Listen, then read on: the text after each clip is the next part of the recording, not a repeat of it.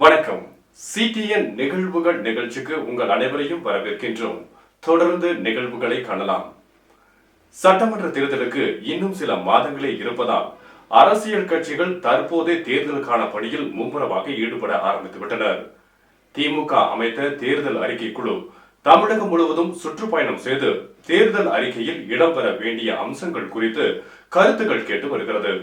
இதன் ஒரு பகுதியாக நீலகிரி மாவட்ட நிர்வாகிகள் மற்றும் தொண்டர்களுடன் திமுக தலைவர் மு.க.ஸ்டாலின் அவர்கள் இன்று மாலை காணொலி காட்சி மூலம் உரையாற்றினார்.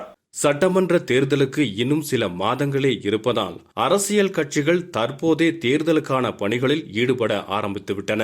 திமுக அமைத்த தேர்தல் அறிக்கை குழு தமிழகம் முழுவதும் சுற்றுப்பயணம் செய்து தேர்தல் அறிக்கையில் இடம்பெற வேண்டிய அம்சங்கள் குறித்து கருத்துக்கள் கேட்டு வருகிறது.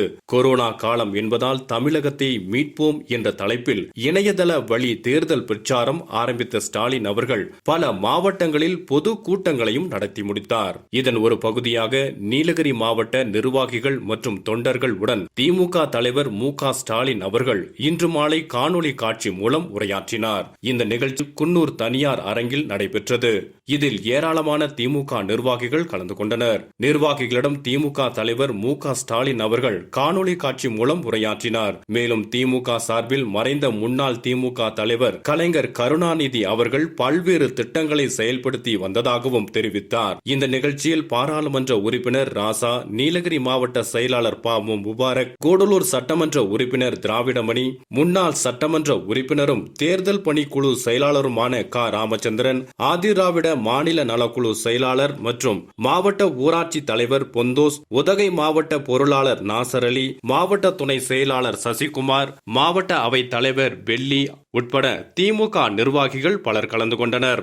தமிழகத்திலே திராவிட முன்னேற்ற கழகத்திலே எந்த எதிர்கட்சியும் பெறாத சட்டமன்ற உறுப்பினை பெற்று தந்தீர்களோ அதே போல எதிர்வருகின்ற 2021 நடைபெறுகின்ற சட்டமன்ற தேர்தலில் 234 தொகுதியும் திராவிட முன்னேற்ற கழகம் வெற்றி பெற்று உங்கள் தலைமையிலே தமிழகம் மீட்கப்பட்டு சிறப்பான ஒரு ஆட்சியை ஏற்படுத்தும். அதே போல நீலகிரி மாவட்டத்தில் குறிப்பாக கூடலூர் மக்கள் உங்கள் மீது மிகவும் பற்றும் பாசமும் கொண்டிருக்கின்றார்கள். அந்த மக்கள் அங்கு இருக்கிற நிலப்பிரச்சனை மற்றும் வந்துள்ள வனவிலங்கு தொல்லை மற்றும் மின்சாரம் இல்லாத பிரச்சனை எல்லாம் தோட்ட தொழிலாளிகளும் தங்களுடைய பிரச்சனை எல்லாம் தமிழகத்தின் முதல்வராய் தளபதி அவர்கள் வந்தவுடன் பிரச்சனை தீரும் என்று இருக்கின்றார்கள்.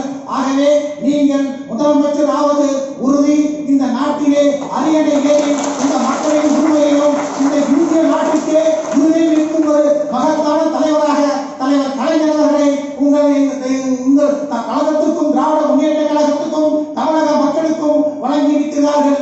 ஆகவே இந்த 3 தொகுதியும் நீலகிரி மாவட்டத்தில் இருக்கின்ற 3 தொகுதியும் கூடலூர், குன்னூர், உதகை 3 தொகுதியும் உங்கள் காலடியில் வெற்றி கனியை சமர்ப்பிப்போம் என்று உறுதி கூறி வாய்ப்புக்கு நன்றி விடைகிறேன். நன்றி, வணக்கம்.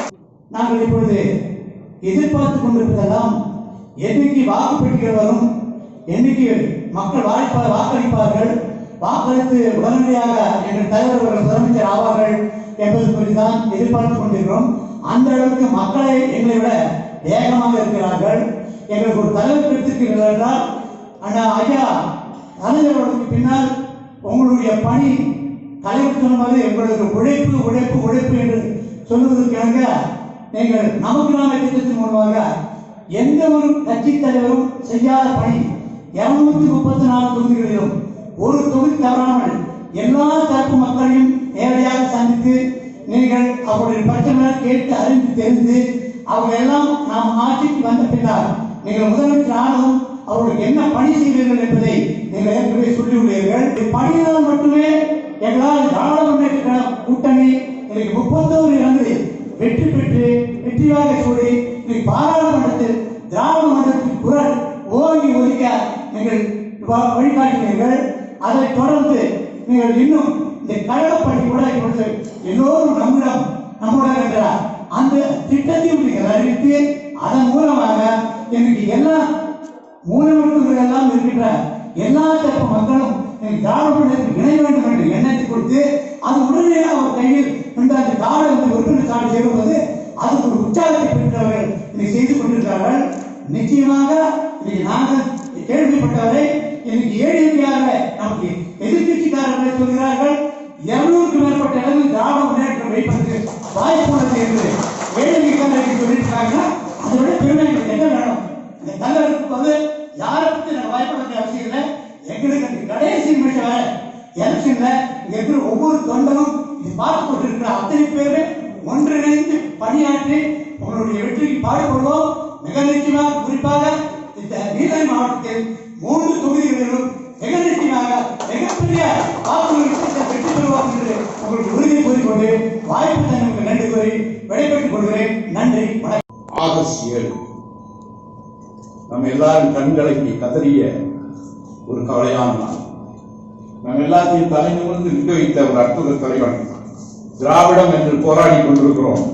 அகில இந்திய அளவும் திமுகவுடைய தலைவர் தளபதி மு.க. ஸ்டாலினை பார்த்து அஞ்சி கொண்டிருக்கிறது என்று சொன்னால், இன்னைக்கு இருக்கிற ஆளுங்கட்சியினர் ஆடி போயிருக்கிறார்கள் என்று சொன்னால், தலைவருடைய லட்சியத்தை அப்படியே பாதம் தவறாமல் அடிபிடித்து வருகிற தலைவர் நீங்கள் கதறி. அந்த தலைவர் அவர் விரும்பியபடி அண்ணாக்கு பக்கத்தில் அடக்கம் நம்முடைய ஆசான் அண்ணா அவர்களுடைய அருகில் அடக்கம் செய்ய வேண்டும் என்பதற்காக உங்களுடைய கௌரவத்தை எல்லாம் கூட பார்க்கிறேன். உங்களுடைய தலைவர் என்கிற அந்த தளபதியுடைய அந்தஸ்தை கூட பார்க்கிறேன். முதலமைச்சர் எடப்பாடி வீட்டுக்கே போனீங்க, குடும்பத்தோடு போனீங்க. அவருடைய கடைசி ஆசை இந்த திராவிட இயக்கத்தினுடைய வரலாற்றுக்காக வாழ்நாள் முழுவதும் தன்னுடைய கண் இமை மூடுவதையும் உழைச்ச தலைவர். மட்டுமல்ல, நீங்கள் தமிழ்நாட்டுக்கு மட்டுமல்ல இந்தியாவுக்கே வழிகாட்டக்கூடிய ஒரு மகத்தான தலைவராக வளர்ந்து கொண்டிருக்கிறது என்பதை நாம் உணர்கிறோம். அதிலேயும் குறிப்பாக கலைஞரோடு அனுக்கரமாக பக்கத்தில் இருந்தவன் என்கின்ற அந்த உணர்வோடு நான் பார்க்கிறேன். கடந்த சில தினங்களாக நீங்கள் ஆற்றியிருக்கின்ற உரைகளை எல்லாம் தொகுத்து பார்க்கிறேன். காலத்தில் இணைய வழியில் ஆன்லைனில் இப்படி ஒரு தேர்தல் பொதுக்கூட்டத்தை நடத்திய இன்னொரு தலைவர் உங்களை தவிர இந்தியாவில் யாரும் இல்லை. நம்முடைய விவாதத்தில் சொன்னார், தமிழகத்தை மீட்போம் என்ற தலைப்பு. நேற்றைய தினம் உங்களிடம் அனுமதி பெற்று நான் கோவை விமான நிலையத்திற்கு வந்து இறங்கிய நேரத்தில் விமானத்தில் இருந்த பல பேர் என்னிடம் பேசினார்கள். எனக்காக பேசினார்கள் என்று சொல்ல மாட்டேன். நாடாளுமன்ற உறுப்பினராக நான் இருக்கிறேன் என்பதற்காக கூட அவர்கள் பேசவில்லை. ஆனால் தமிழ்நாட்டில் நீங்கள் நிகழ்த்த போக இருக்கின்ற அற்புதத்தை, மாற்றத்தை எல்லோரும் கட்சிக்காரர்கள் அல்ல, வியாபாரிகள், பொது சங்கத்தை சார்ந்தவர்கள் இவர்களெல்லாம் விவாதத்தில் பேசுகிற போது அடுத்த ஆட்சி உங்களுடைய தான், உங்களுடைய தலைவர் தான் பார்க்கிறோம். இதையெல்லாம் எதை காட்டுகிறது என்றால், தொண்டர்களை, தோழர்களை, உடன்பிறப்புகளை அரவணைப்பதிலே நீங்கள் கலைஞராக வளர்ந்திருக்கிறீர்கள். ஒவ்வொரு மாவட்டத்தை பற்றி புரிந்து கொண்டு அந்த மாவட்டத்துடைய தேவைகளை நிறைவேற்றுவதில் நீங்கள் கலைஞராக பரிணமித்திருக்கிறீர்கள். ஆட்சியுடைய அவலங்களை, ஊழல்களை சொல்லிக்கொண்டு இன்றைக்கு விளம்புகை செய்து மக்களிடத்தில் ஒரு மனமாற்றத்தை உண்டு செய்வதில் கலைஞருக்கு இணையான ஒரு இடத்தை நீங்கள் இன்றைக்கு பெற்றிருக்கிறீர்கள். எனவே பெருமைக்காக சொல்லவில்லை, நாடகம் சுற்றி வருகின்ற நாடாளுமன்ற உறுப்பினர் என்ற அந்த வகையிலும் இந்த தொகுதியிலே பணியாற்றுகின்ற நாடாளுமன்ற உறுப்பினர் என்ற வகையிலும் நான் நிச்சயமாக சொல்லுவேன், தந்தை பெரியார், பேரறிஞர் அண்ணா, கலைஞர் அவர்கள் ஒட்டுமொத்த வடிவமாக நீங்கள் திகழ்ந்து தமிழ்நாட்டில் ஒரு நல்லாட்சி அமைக்க வேண்டும். அதற்கு கட்டியம் கூறுகின்ற வகையிலே இந்த தொகுதியில் இருக்கின்ற நீலகிரி மட்டுமல்ல, இந்த நாடாளுமன்றத்தில் இருக்கிற 6 சட்டமன்ற தொகுதிகளையும் உங்கள் கரங்களில் கொண்டு வந்து ஒப்படைக்க வேண்டிய மகத்தான பணியை நானும் ஏற்றுக்கொண்டு உங்களை வருகை என்று வரவேற்று உரையாற்ற அழைக்கின்றேன். நன்றி, வணக்கம். இதேபோல கோத்தகிரி பகுதியில் உள்ள தனியார் அரங்குகளில் கோத்தகிரி ஒன்றிய செயலாளர் கண்ணன் தலைமையில் காணொலியை காண ஏற்பாடுகள் செய்யப்பட்டிருந்தது. காணொலி காட்சி மூலம் உரையாற்றிய மு.க. ஸ்டாலின் அவர்கள் கடந்த பல ஆண்டுகளில் கலைஞர் கருணாநிதி முதலமைச்சராக இருந்தபோது நடைமுறைப்படுத்திய பல்வேறு திட்டங்களை குறித்து பட்டியலிட்டார். மேலும் குறிப்பாக நீலகிரி மாவட்டத்திற்கு திமுக ஆட்சியில் செயல்படுத்தப்பட்ட நலத்திட்டங்கள் குறித்து விளக்கி பேசினார். இது மட்டுமின்றி மீண்டும் திமுக ஆட்சிக்கு வந்தால் பசுந்தேயிலை மற்றும் காய்கறி விவசாயத்தை மேம்படுத்தவும், அரசு தேயிலை தோட்ட தொழிலாளர்கள் நலனை மேம்படுத்தவும், நீலகிரி மாவட்டத்தின் வளர்ச்சிக்கு தேவையான நலத்திட்டங்களை கொண்டு வரவும் நடவடிக்கை எடுப்போம் என்று தெரிவித்தார். இந்த காணொலி காட்சி கூட்டத்தில் முன்னாள் ஒன்றிய செயலாளர் வீரபத்ரன், முன்னாள் பேரூராட்சி தலைவர் போஜன், கீழ் கோத்தகிரி ஒன்றிய செயலாளர் ராஜேந்திரன், பொருளாளர் கண்ணன், தகவல் தொழில்நுட்ப பிரிவு செயலாளர் லோகேஸ்வரன் உட்பட கட்சி நிர்வாகிகள், தொண்டர்கள் 200க்கும் மேற்பட்டோர் கலந்து கொண்டனர். அமைச்சரானதுமே அண்ணா முதலமைச்சராக பொறுப்பேற்ற போது 67 கலைஞர் அவர்கள் அமைச்சரானதுமே அவர் சென்றிருக்கக்கூடிய சில சீர்திருத்தங்கள்ல மிக மிக முக்கியமான ஒன்று பேருந்துகளை நாட்டுடைமை ஆக்கியது. அது அவருடைய நடவடிக்கை தான். பேரறிஞர் அண்ணா அவர்கள் இந்த கருத்தை முன்மொழிந்தாலும் கலைஞர் அவர்கள் இதை முன்னின்று செஞ்சு காட்டினார்.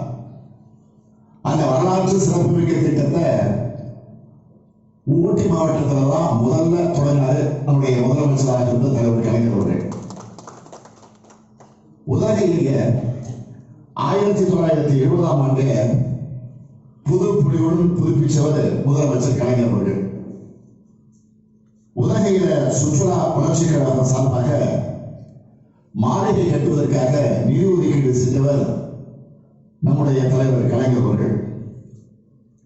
முதுவல சரணாலயத்தை விரிவுபடுத்துவதற்காக மத்திய அரசுக்கு விரிவான திட்ட அறிக்கை கொடுத்ததும் முதலமைச்சர் கலைஞர் தான்.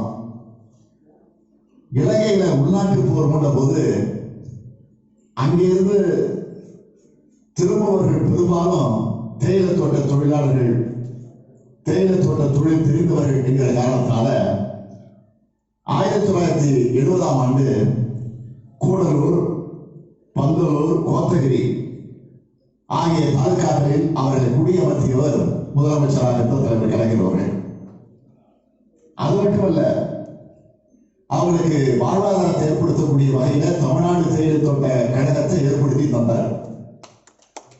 அதன்படி நீலகிரி மாவட்டத்தில் தேயிலை சாகுபடி செய்கிற பணியை அவங்களுக்கு வழங்கினார்.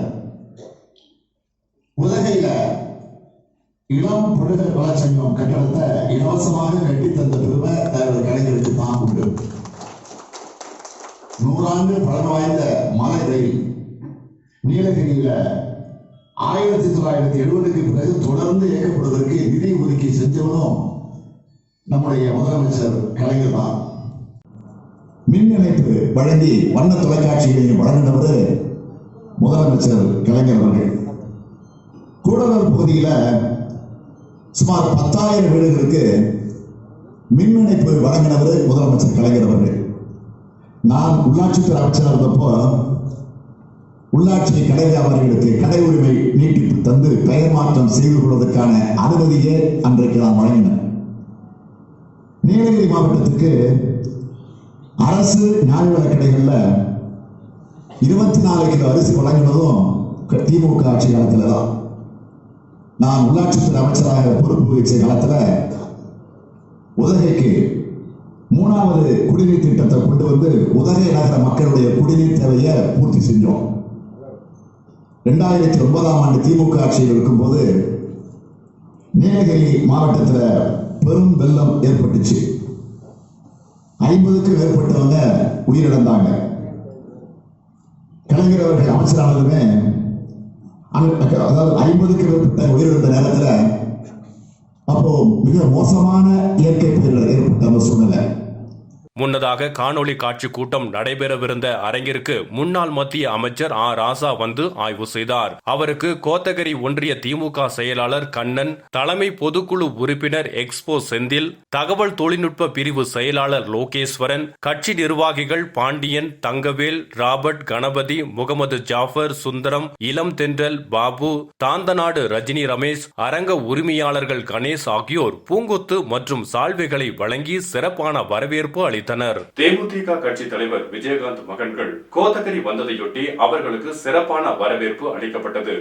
அவர்கள் நகரின் முக்கிய பகுதிகளில் கட்சி கொடியை ஏற்றியதுடன் காமராஜர் சிலைக்கு மாலை அணிவித்து மரியாதை செலுத்தினர். தேமுதிக கட்சி தலைவர் விஜயகாந்த் மகன்கள் கோத்தகிரி வந்ததையொட்டி அவர்களுக்கு சிறப்பான வரவேற்பு அளிக்கப்பட்டதுடன் அவர்கள் நகரின் முக்கிய பகுதிகளில் கட்சி கொடியை ஏற்றியதுடன் காமராஜர் சிலைக்கு மாலை அணிவித்து மரியாதை செலுத்தினர். தேமுதிக தலைவரான நடிகர் விஜயகாந்த் உடல்நிலை காரணமாக கட்சி நிகழ்ச்சிகளில் பங்கேற்பதை தவிர்த்து வருகிறார். இதனையடுத்து அவரது மூத்த மகனான விஜய பிரபாகரன் கட்சி நிகழ்ச்சிகளில் பங்கேற்று கட்சி பணியாற்றி வருகிறார். இந்த நிலையில் நீலகிரி மாவட்டத்திற்கு வந்த விஜயகாந்தின் மகன்களான விஜய பிரபாகரன் மற்றும் சண்முக பாண்டியன் ஆகியோர் இன்று மாலை கோத்தகிரிக்கு வந்தனர். கோத்தகிரி பேருந்து நிலையம் பகுதியில் தேமுதிக கோத்தகிரி மற்றும் கீழ் கோத்தகிரி ஒன்றியங்களின் சார்பில் அவர்களுக்கு மேளதாளத்துடன் பட்டாசு வெடித்து உற்சாக வரவேற்பு அளிக்கப்பட்டது. பின்னர் அங்கு தேமுதிக கட்சி கொடியை விஜய பிரபாகரன் ஏற்றி வைத்தார். இதனைத் தொடர்ந்து கோத்தகிரி காமராஜர் சதுக்கம் பகுதியில் சென்ற அவர் அங்குள்ள காமராஜரின் திருவுருவ சிலைக்கு மாலை அணிவித்து மரியாதை செலுத்தினார். மேலும் காமராஜர் சதுக்கம் மற்றும் டானிங்டன் எம்ஜிஆர் சதுக்கம் உள்ளிட்ட பகுதிகளிலும் தேமுதிக கட்சி கொடியை அவர் ஏற்றி வைத்தார். இந்த நிகழ்ச்சியில் கட்சி நிர்வாகிகள் மற்றும் தொண்டர்கள் பலர் கலந்து கொண்டனர். கோத்தகிரியிலும் ஊட்டியிலும் கொடியேற்ற விழாலாம் இருக்குன்னு சொல்லியிருந்தாங்க. ஸோ அதுக்காக வந்திருந்தோம். அது மட்டும் இல்லாமல் எல்லாருக்குமே தெரியும் எனக்கு அனிமல்ஸ்னால் கொஞ்சம் இன்ட்ரெஸ்ட் எனக்கு இருந்தேன். அதனால் நான் வந்திருந்தப்போ ரைடிங் போகலாமான்னு கேட்டிருந்தப்போ பார்த்தேன். இப்போது உண்மையிலேயே கொரோனா காலத்தினால குதிரை வச்சுருக்கிறவங்களும் குதிரைங்களும் ரொம்ப கஷ்டத்தில் இருந்தது பார்த்தேன். அதனால் அவங்களுக்கு நிவாரணியிலே ஒரு 1 lakh அனௌன்ஸ் பண்ணியிருந்தேன். ப்ளஸ் அவங்களுக்கு சும்மா ஒரு அன்பளிப்பாக ஒரு ஹெல்ப் பண்ணுறவருக்கு கூட வந்து நாங்கள் எங்கள் ஃப்ரெண்ட்ஸ்லாம் ஒரு ரைடிங் மாதிரி போய் அவங்களுக்கு ஒரு பிஸ்னஸ் மாதிரி கொடுத்து ப்ளஸ் அவங்களுக்கு எக்ஸ்ட்ரா கொடுக்குற மாதிரி சொல்லியிருந்தேன். ஸோ அதுக்கப்புறம் எல்லா இடத்தையும் கொடியேற்றி வந்துருந்தேன். அவ்வளோதான். நீலகிரி மாவட்டம் கூடுலரை அடுத்துள்ள எம்ஜிஆர் நகர் பகுதியில் இயங்கி வரும் 3 சிறு தொழில் நிலையங்கள் நேற்று நள்ளிரவில் திடீரென தீப்பிடித்து எரிந்தது. அதில் பல லட்சம் மதிப்பிலான பொருட்கள், இயந்திரங்கள் தீயில் எரிந்து சேதமடைந்தன. நீலகிரி மாவட்டம் கூடலூரை அடுத்த எம்ஜிஆர் நகர் பகுதியில் நேற்று நள்ளிரவில் திடீரென தீப்பிடித்ததால் இங்கிருந்த 3 சிறு தொழில் நிலையங்கள் தீப்பிடித்து எரிந்து அதில் உள்ள பொருட்கள், இயந்திரங்கள் சேதமாகியுள்ளன. நள்ளிரவு சுமார் 12 மணியளவில் வாகனங்களுக்கு பெயிண்ட் செய்யும் ஒர்க் ஷாப் ஒன்றில் தீப்பிடித்து எரிவதை பார்த்த அப்பகுதி மக்கள் தீயணைப்பு துறையினருக்கு தகவல் அளித்தனர். சம்பவ இடத்திற்கு விரைந்து வந்த காவல்துறையினர், தீயணைப்பு துறையினர் மற்றும் பொதுமக்கள் இணைந்து தீயை அணைக்கும் முயற்சியில் ஈடுபட்டனர். எனினும் தீப்பிடித்து எரிந்த கடைகளில் பிளாஸ்டிக்கால் ஆன பொருட்கள் மற்றும் துணிகள் இருந்ததால் தீ வேகமாய் பரவி அனைத்து பொருட்களும், இயந்திரங்களும் சேதமடைந்துள்ளன. வாகனங்களுக்கு பெயிண்ட் அடிக்கும் தொழில் செய்து வரும் திலீப், சோபா செட் தயாரிக்கும் தொழில் நடத்தி வந்த சஃபி மற்றும் மத்திய அரசின் கைத்தொழில் திட்டத்தின் கீழ் வங்கியில் கடன் பெற்று துணி பைகளை தயாரிக்கும் நிலையம் நடத்தி வந்த மோகன சுந்தரி ஆகியோரது 3 தொழில் நிலையங்களும் தீயில் முழுமையாக எரிந்து சேதமடைந்துள்ளன. இதில் மோகன சுந்தரி, சஃபி ஆகியோர் தொழில் தொடங்கி ஓரிரு மாதங்கள் ஆன நிலையில் தொழில் நிலையங்கள் முழுவதுமாக தீயில் எரிந்துள்ளன.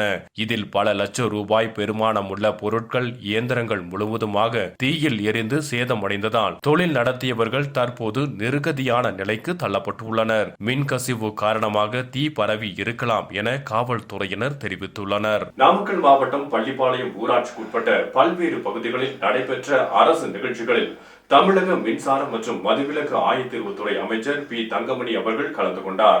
நாமக்கல் மாவட்டம் பள்ளிப்பாளையம் ஊராட்சி ஒன்றியத்திற்குட்பட்ட பல்வேறு பகுதிகளில் நடைபெற்ற அரசு நிகழ்ச்சிகளில் மாநில மின்சாரம் மற்றும் மதுவிலக்கு ஆயத்தீர்வுத்துறை அமைச்சர் பி தங்கமணி கலந்து கொண்டார். மாவட்ட ஆட்சித்தலைவர் திரு க மெகாராஜ் தலைமையில் நடைபெற்ற இந்த நிகழ்ச்சியில் தொடக்கமாக பள்ளிப்பாளையம் பயணியர் விடுதியில் தமிழ்நாடு விளையாட்டு மேம்பாட்டு ஆணையத்தின் சார்பில் தேசிய பள்ளிகள் கூட்டமைப்பின் மூலம் ஏற்கனவே நாட்டின் பல்வேறு பகுதிகளில் நடத்தப்பட்ட விளையாட்டுப் போட்டிகளில் கலந்து கொண்டு பதக்கம் வென்ற 11 விளையாட்டு வீரர்களுக்கு ரூபாய் 15 லட்சம், 14 விளையாட்டு வீரர்களுக்கு ரூபாய் 25 லட்சம், CBSE பள்ளிகளை சேர்ந்த 2 மாணவர்களுக்கு ரூபாய் 3.50 லட்சம் என மொத்தமாக ரூபாய் 43.50 லட்சத்திற்கான ஊக்கத்தொகை காசோலைகளை மின்துறை அமைச்சர் பி தங்கமணி வழங்கினார். இதனையடுத்து பள்ளிப்பாளையம், புதுப்பாளையம் அக்ரஹாரம் பால் உற்பத்தியாளர் கட்டடம் திறந்து வைத்து வன்கரடு பகுதியில் வருவாய்த்துறை சார்பில் காவிரி ஆற்றில் கரையோர பகுதிகளில் கூடியிருந்த பொதுமக்களுக்கு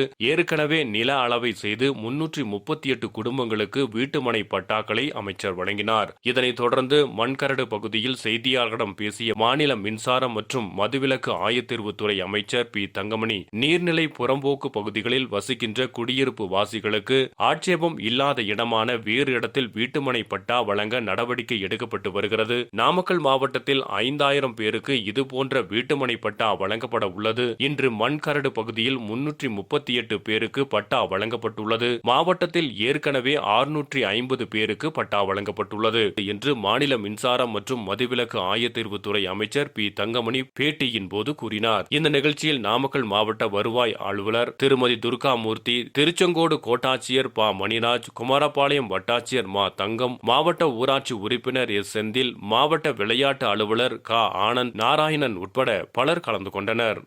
ஆற்றோரம் இருக்கின்ற நீர்நிலை புறம்போக்கில் இருப்பவர்களுக்கு நிரந்தரமாக குடியிருப்பு ஏற்படுத்தி தர வேண்டும் என்பதற்காக இன்றைய தினம் 338 பேருக்கு இங்கே பட்டா வழங்கப்பட்டிருக்கின்றது. ஏற்கனவே அப்பநாய்க்கம்பாளையம், வெப்படையில் சேர்த்து மொத்தம் 660 பேருக்கு பட்டா வழங்கப்பட்டிருக்கின்றது. புதிய உத்தரவிட்டிருக்கின்றார்கள். ஏற்கனவே குடியிருப்பவர்கள் அப்ஜெக்ஷன் இல்லாமல், அதாவது நீர்நிலை புறம்போக்கு போன்ற அப்ஜெக்ஷன் இல்லாத இடத்தை உடனடியாக பட்டா வழங்க வேண்டும் என்று ஆணையிட்டிருக்கின்றார்கள்.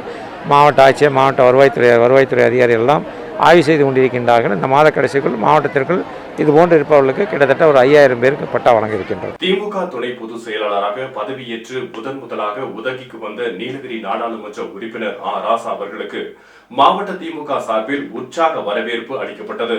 மேலும் உதகை கலைஞர் அறிவாலயத்தில் உள்ள முத்தமிழ் கலைஞர் மற்றும் அண்ணா ஆகியோர் சிலைக்கு மலர் தூவி மரியாதை செலுத்தினர். திமுக கழக துணை பொதுச் செயலாளராக அண்மையில் பொறுப்பேற்ற நீலகிரி நாடாளுமன்ற உறுப்பினர் ராசா அவர்கள் குன்னூரில் திமுக தலைவர் மு.க. ஸ்டாலின் அவர்கள் தலைமையில் நடைபெறும் தமிழகம் மீட்போம் சிறப்பு பொதுக்கூட்டத்தில் கலந்து கொள்வதாக உதகைக்கு வந்த ராசா அவர்களுக்கு நீலகிரி மாவட்ட திமுக சார்பில் மாவட்ட செயலாளர் முபாரக் தலைமையில் உற்சாக வரவேற்பு அளிக்கப்பட்டது. கழக துணை பொதுச் செயலாளராக முதலாக பதவியேற்று உதகைக்கு வந்த அவர் திமுக அலுவலகமான கலைஞர் அறிவாலயத்தில் நிறுவப்பட்டுள்ள அண்ணா மற்றும் முத்தமிழ் அறிஞர் கலைஞர் ஆகியோரின் சிலைக்கு மாலை அணிவித்து மலர் தூவி மரியாதை செலுத்தினார். இந்த நிகழ்ச்சியில் முன்னாள் அமைச்சர் ராமச்சந்திரன், கூடலூர் சட்டமன்ற உறுப்பினர் திராவிடமணி, காங்கிரஸ் கட்சியை சேர்ந்த உதகை சட்டமன்ற உறுப்பினர் கணேஷ், மாவட்ட துணை செயலாளர் ரவிக்குமார், மாவட்ட ஊராட்சி தலைவர் பொந்தோஸ், உதகை நகர செயலாளர் ஜார்ஜ், தலைமை செயற்குழு உறுப்பினர்கள் KM ராஜு, செந்தில் ரங்கராஜன், அவைத்தலைவர் பில்லன் உள்ளிட்ட முக்கிய நிர்வாகிகள் கலந்து கொண்டனர். நீலகிரி மாவட்டம் கூடலூர் அருகே உள்ள பந்தலூர் நகர் பகுதி, பந்தலூர் அட்டி, தியேட்டர் சாலை மற்றும் அதன் சுற்றுப்புற பகுதிகளில் தெரு விளக்குகள் எரியாததால் பொதுமக்கள் மிகுந்த சிரமத்திற்கு உள்ளாகி வருகின்றனர்.